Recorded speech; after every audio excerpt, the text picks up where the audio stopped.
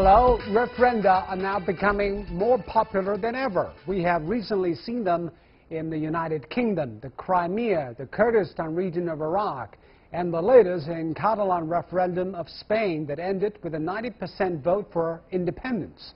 So whether or not the referenda are legitimate is sometimes open to debate, depending on whose point of view you agree with. So they have basically been touted at the so-called democracy in action. But are they really democratic as it might at first appear? So we are sitting in for Lucian, and you are now watching The Point. Join me for the discussion today are Ding Yifan, a senior fellow at the Institute of World Development under the Development Research Center of the State Council. And from Brussels, we have Fraser Cameron, director of the EU Asia Center. Let's talk about the legality of the Catalan referendum first. The Catalans voted to leave Spain. It was staged last Sunday. 43% of the population turned out to vote. 90% backed the independence. But the Catalan parliament enacted its own law to allow the vote earlier. The Spanish court, the constitutional court, superseded this. So do you think it is legal for Catalonia to have a referendum in the first place? Mr. Ding, your take first. Oh, I'm afraid that in the Spanish constitution, a province or a region, even autonomous region, have no right to proceed to a referendum to decide its destiny. So, to some extent, the Spanish constitutional code has the right to supersede it, to say that no, your referendum is no valid. We have another guest on the line. We have Hans Martens, a senior advisor to the European Policy Center, also on the line. I'd like to have both of you weighing on this.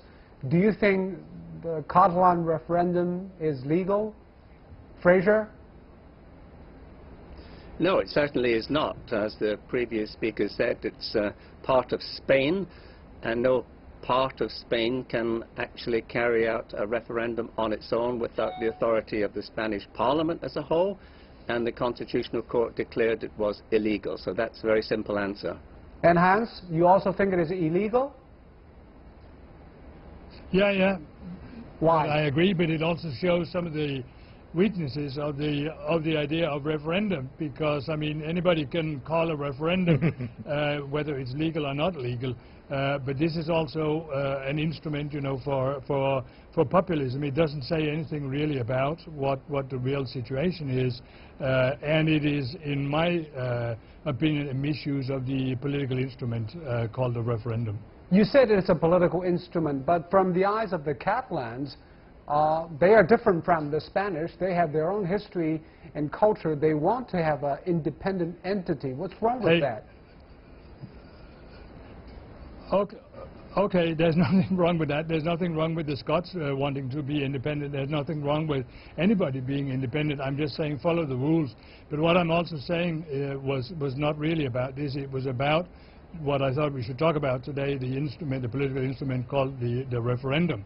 Because referendum is something you can use maybe in exceptional cases, but it also shows that things like this, as you also mentioned yourself, are very complicated issues, and they are best dealt with in, let's say, through the representative democracy rather than referenda.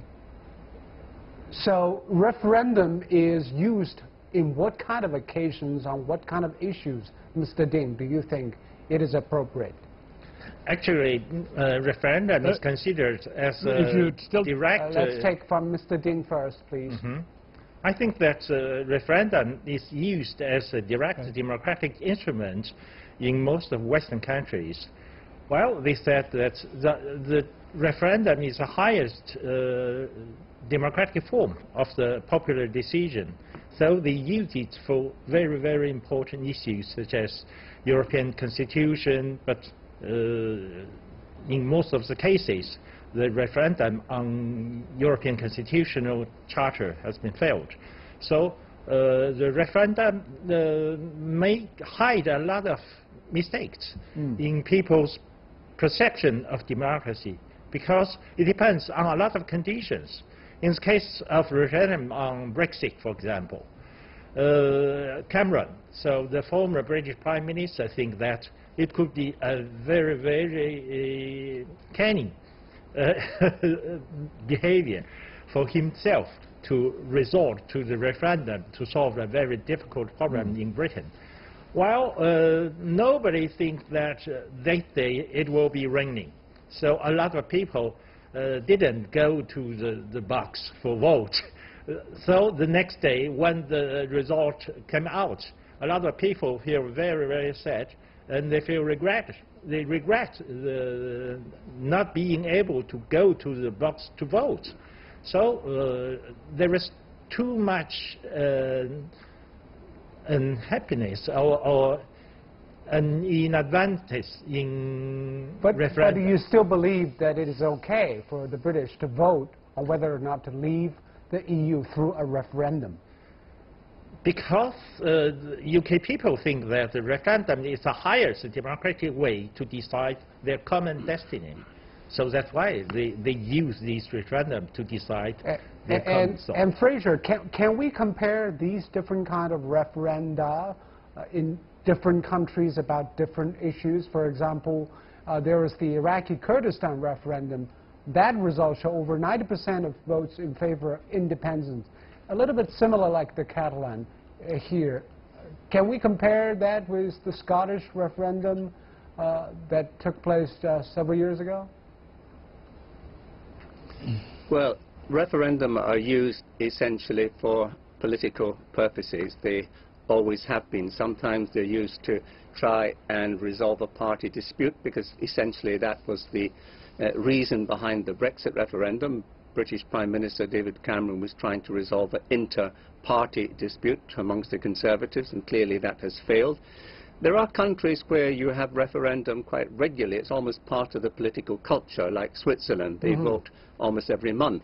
And this is a very acceptable means of gauging political opinion in Switzerland. Now, in other countries, it's banned in the constitution. For example, in Germany, because what happened during the Nazi period, you're not allowed to have referendum.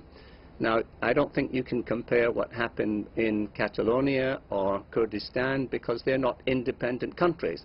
They were a demonstration of political will. I don't think it was particularly What about the successful Scottish in referendum? Catalonia. The Scottish referendum was approved by the British Parliament, so it had a constitutional basis. The Scots voted, and the nationalists lost basically 45-55. So that was the result, and accepted by all parties. So you're saying the Catalan referendum is not legal because the British Parliament, the Spanish Parliament didn't approve this? Exactly. So if this is the case, what is going to be the way for the Catalan people to seek better autonomy or even independence? Is there a legal way to do that? Yes, there's a legal way to do it, and that's to work with the other regions and political parties in Spain. If over a period of time there is clear evidence that a vast majority of Catalans wanted independence, and it would be very difficult for the Spanish government to stop that. But at the moment, you've simply had a local government saying we are going to hold the referendum without any sort of legal checks or balances. It's not clear, obviously, how many people really participated. It was held under very disputed terms. So nobody can claim this was a properly carried out referendum. And as I said, it was illegal in terms of the Constitution of Spain. So you cannot suddenly say in any region anywhere that you want to have a referendum and everybody must declare the results. This would lead to anarchy. Mr. Ding, what do you think should be the appropriate way? Or is it different countries should have different recipes? Yes, Hans. Yes? No, I just wanted to say I actually disagree with what was said before, that the referendum is the supreme form of democracy. As Fraser Cameron said, in Switzerland, for example, it is used very often.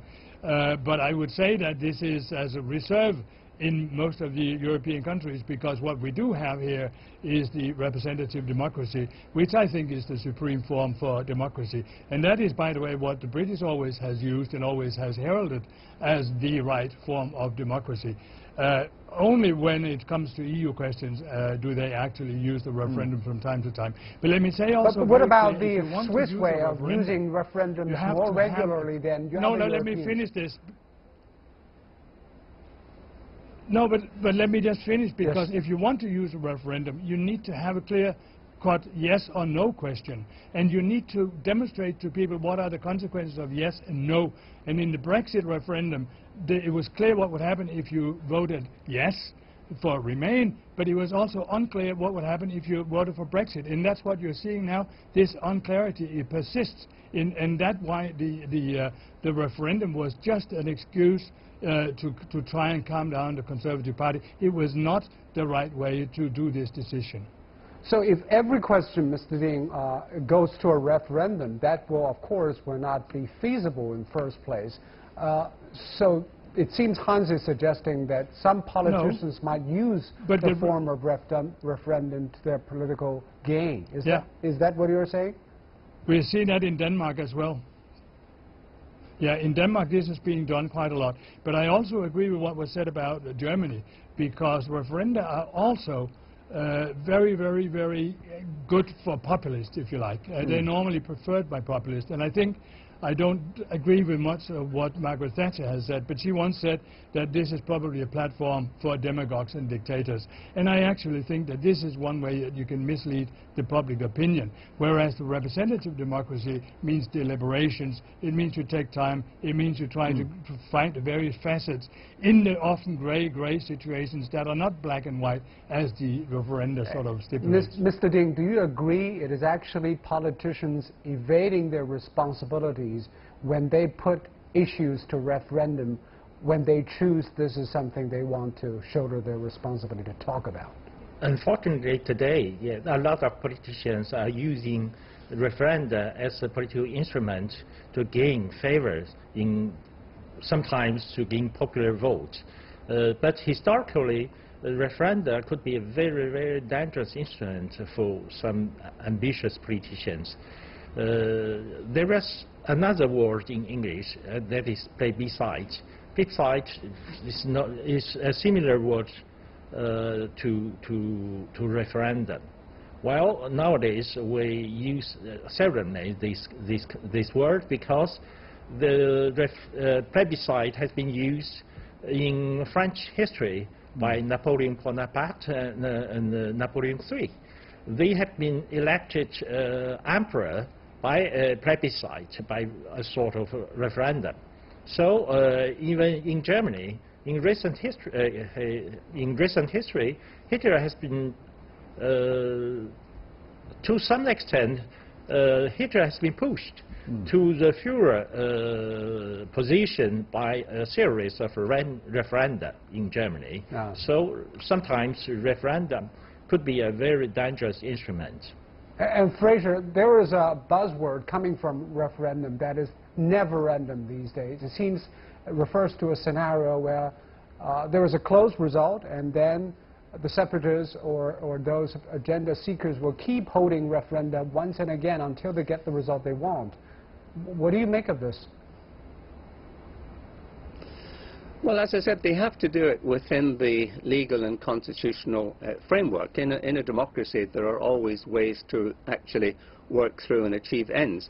I mean, fundamentally, as Hans Martin said, representative democracy is the typical way that most democracies, certainly in Europe, carry out their business.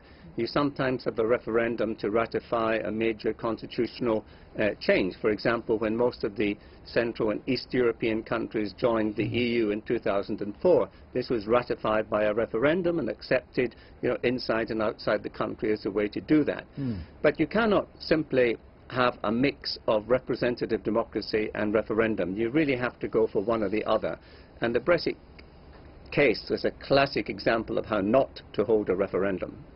All right, you're now watching The Point here on CGTN. We're talking about referenda in different countries around the world. Don't go away, we'll be right back.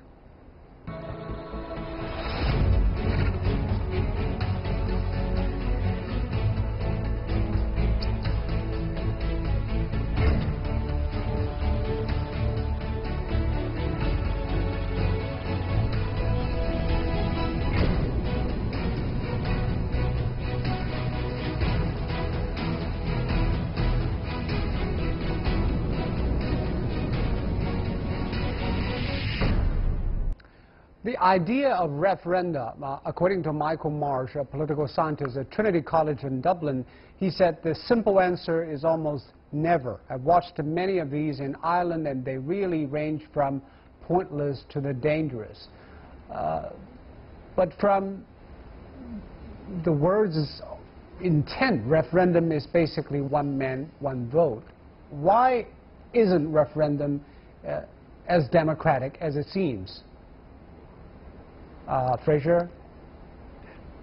Because they're misused by populists. They are never really about the simple question on the table, and they give too big a voice to extremist positions. Just let me give you an example. In California, they had a referendum on whether to lower state taxes. Well, everybody wants to have lower taxes. But what happens when people voted for that? The state went bankrupt. So you really have to have a legislature, a parliament, able to take time to consider all these options and come to appropriate decisions. A referendum is something just for the snap of the moment. Often it's nothing to do with the question on the ballot box. It's about the popularity of the government. It can be affected by, you know, the weather, etc. It's a really dangerous, stupid way to carry out political decisions. Even if that turned out to be a bad result for the people who have voted on the referendum, they deserve the results, don't they? They deserve the result, and then they had to go back and see what bankruptcy actually meant to California in terms of all their public services being cut. So they all regretted it, but that was after the event. So you're saying they're not better informed with this referendum. It's not the problem of referendum, it's about information. Absolutely, and of course, in many of the decisions you have to take today, there are so many aspects you have to consider that you cannot reduce it to a simple yes or no on a ballot box. It has to be considered in committees, out to consultation with the citizens, and then you come back to take a vote in Parliament. That's by far the best way of proceeding. Hans, you want to weigh in? Well, I just want to say I'm sitting in Copenhagen now, and in the Danish constitution there is provisions for referenda which are mandatory in case of sovereignty issues. But you can also have voluntary referenda, you know, where politicians basically wanting to escape their responsibility can call for a voluntary referendum. But I want to say that it is strictly forbidden in any circumstance in the Constitution to have referenda about taxation issues. So we can't do the Californian kind of thing here. But it's obvious, you know, that populism would win all the time. And I agree completely with Fraser. The problem is not referenda, it's the use of the referenda. And I'm also afraid of the future, because if you go to more sort of, you know, quick polls kind of thing, electronic voting from home and so on and so forth, you risk that we take decisions that are very much, you know, along the lines of the strong argument at the moment, the populist argument, and also this could definitely be dangerous in the hands of, let's say, a strong man, a strong leader. Again, I would say that digitalization, more direct involvement of the citizens in that respect of the decision could actually give us some risk for the future. And earlier, Fraser mentioned Switzerland. Switzerland is famous for its frequency of using referendum to solve different issues. Can other European countries and other countries in general now, can I just follow Switzerland's example? Yeah, but well, it works in Switzerland because Switzerland has a very peculiar political structure, and they have the tradition for the referenda. But I'm not saying that this means that there are very many progressive decisions being taken. I would say that the general result is a very, very conservative approach. But I also would like to say that if this was really the supreme form of decision-making, why would it only be Switzerland and not everybody else taking it up?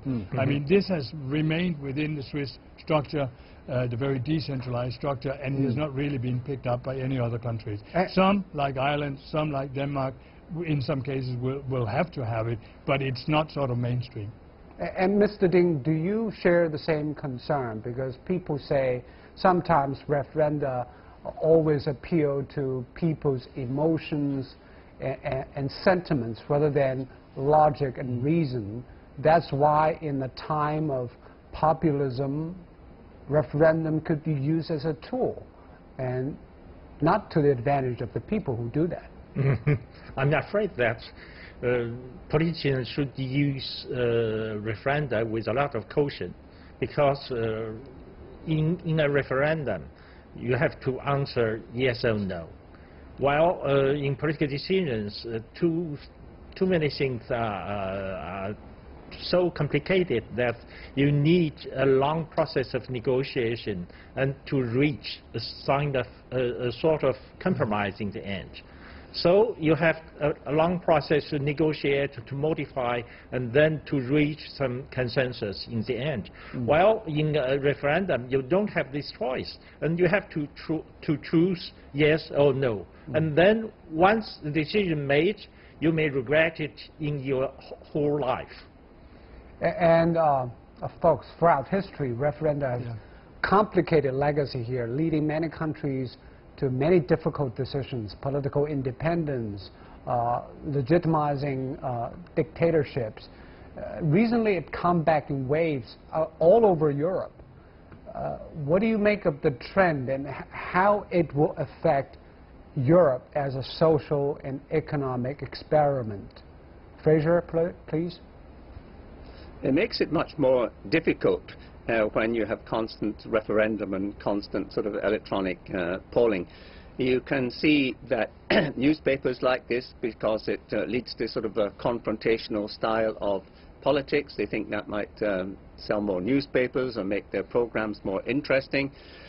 Politicians, I think, are always in two minds. They think they should be taking responsibility for their decisions, but sometimes they're pushed by the media as well to say that, oh yes, the people must decide. And the people must decide, of course, is quite a strong calling for most politicians. But I think they have to step up and show their own leadership and not simply be followers of public opinion. Politicians should be leading, not following. And Hans, is there any positive side of doing referendum? Because obviously politicians can use that and also rally their own base along a very clear political line, and also have their mandate to do things that otherwise they wouldn't be able to do. I'd really like to be positive about referendum, because, you know, the idea that you give each person a vote, I think is a good one ideally, because, you know, it involves people directly. It's the misuse that we've been talking about. It is the misuse of emotional kind of things, of politicians trying to waive their responsibility, that is the problem. And that seems to be a trend. I'm trying to remember the number of referenda, for example, that has been happening in this country, and none of them has really been about what the real question was about. Even if there had been a lot of trouble in trying to really spell out what would be the consequence of a yes and what would be the consequence of a no. In the end, it has always been about something completely different. So that's why I'm not very positive, and I'm a little bit more fearful. And I do think, as Fraser was saying, it is about the politicians taking the responsibility, because the real world is not black and white. The real world is gray. And that is why political deliberations are necessary. This is probably the checks and crux of this problem, because many problems in Europe are becoming so difficult and challenging that the politicians don't know how to solve this, and they simply put the votes to the voters to solve this problem. Do you think, Mr. Ding, that Europe is facing such I don't agree. You don't agree? Actually, in Europe... No, it was me. I said I don't agree. This is not particularly the reason. Mr. Ding? I think that in Europe the danger is that if all these member countries allow several regions to take their initiative to launch a referendum, that could lead to the split of Europe, because they made so many sacrifices to reach a very positive result for the European integration. While with the rise of populism in every country in Europe, the referenda could be a very bad instrument for politicians to split the process and to bring Europe again to chaos. I want you to share on some perspective of the Chinese way of doing things. Well, referenda have never been used in modern Chinese history or Asian Chinese history. This system is consultative political system. It's representative democracy as we see it. So do you think the Chinese way of doing politics, if anything that the other parts of the world can compare to and maybe learn something from? Mr. Ding? Oh, I think that the consultative democracy is very typical Chinese way of doing things. We think that democracy is, first of all, a circulation of information between grassroots society and leaders. And then, after several rounds of communication, we can reach some consensus by negotiating with leaders, by negotiating with grassroots populations, and then the decision made by leaders could be implemented easily by the population. That's why the consultative democracy is typical of Chinese way. But in Western countries, especially in Europe, I don't think that they might be tempted by this kind of consultative democracy because they think that the decision is too hard to take. Okay, that's another question. We're running out of time. Thank you very much, Fraser. Thank you, Hans, and also thank you, Mr. Ding, for your analysis insights on this. You've been watching The Point on CGTN, and thank you very much for watching. I'm Zhou in Beijing, sitting in for Liu Xin. Goodbye.